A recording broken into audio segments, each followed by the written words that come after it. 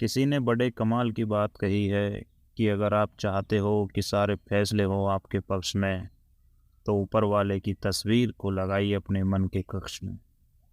नमस्ते दोस्तों, आप सुन रहे हैं सुंदर मोटिवेशनल एक और नई कहानी के साथ। तो मैं दफ्तर से घर पहुंचा तो रात के 9:30 बज रहे थे। हल्की हल्की बारिश हो रही थी और ऑफिस की कार से ड्राइवर मुझे छोड़कर जा चुका था। घर पहुंचा तो अचानक से सर दर्द बढ़ गया। घर में मेरे सिवा कोई था नहीं। बीवी बच्चे अपनी नानी के यहाँ गए थे, तो दवाई ढूंढने लगा सर दर्द की, जो मुझे मिली नहीं। मैंने सोचा पास की दुकान है, जाकर ले लेता हूँ। बाहर निकला तो बारिश थोड़ी पड़ चुकी थी। गाड़ी थी नहीं तो ड्राइवर था नहीं। मैंने ऑटो वाले को आवाज़ दी। वहीं पास का मंदिर का काम चल रहा था। ऑटो वाला था जो वह मंदिर के प्रांगण में वहीं रहता था और सुबह शाम ऑटो चलाता।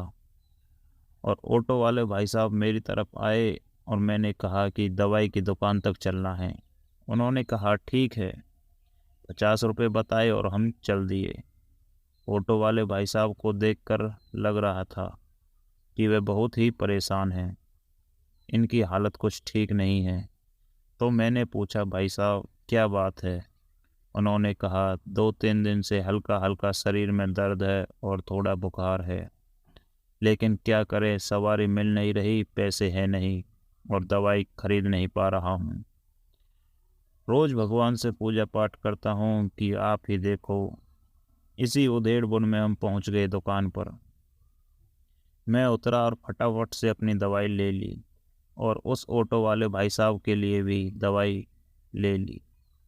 सर दर्द तो मुझे हो रहा था और उन्हें बुखार, तो दोनों की दवाइयाँ लेकर मैंने अलग अलग पैकेट में रखवा ली। मैंने सोचने लगा कि यह जो भाई साहब, क्या इनकी मदद करने के लिए मुझे भगवान ने भेजा है? यह सब सोचते सोचते मुझे ख्याल आया कि मुझे तो खाना भी खाना है। खाना तो पैक करवाना पड़ेगा। अब हिम्मत नहीं है खाना बनाने की। तो पास में एक रेस्टोरेंट था। मैंने ऑटो वाले भाई साहब को कहा कि रुके रहना, मैं आता हूँ। मैं रेस्टोरेंट में गया। रेस्टोरेंट में अंदर जाकर मैंने अपने लिए छोले भटूरे पैक करा लिए। एक पैकेट ऑटो वाले भाई के लिए भी पैक करा लिए। मुझे लगा था कि शायद वह भी भूखा होगा। दोनों पैकेट करा लिए। दवाई और खाना लेकर मैं गया और ऑटो में बैठ गया।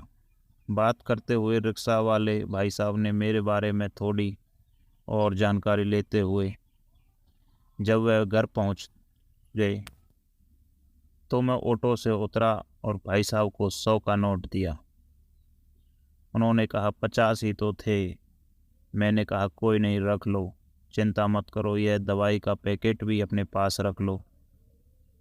एक गोली, एक एक गोली सुबह शाम, सारा कोर्स मैंने उसे समझा दिया।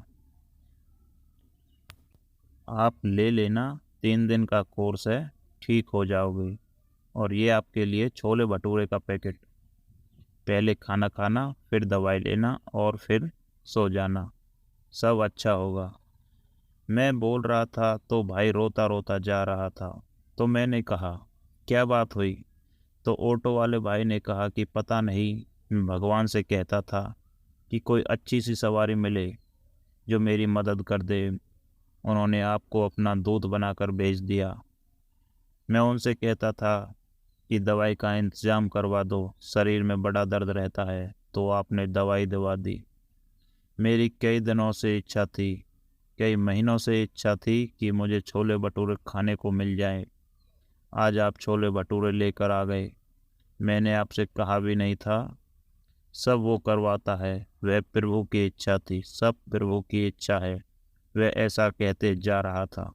सोचते जा रहा था कि मैं जिस रेस्टोरेंट में गया, वहाँ मेन्यू में इतने सारे ऑप्शन थे।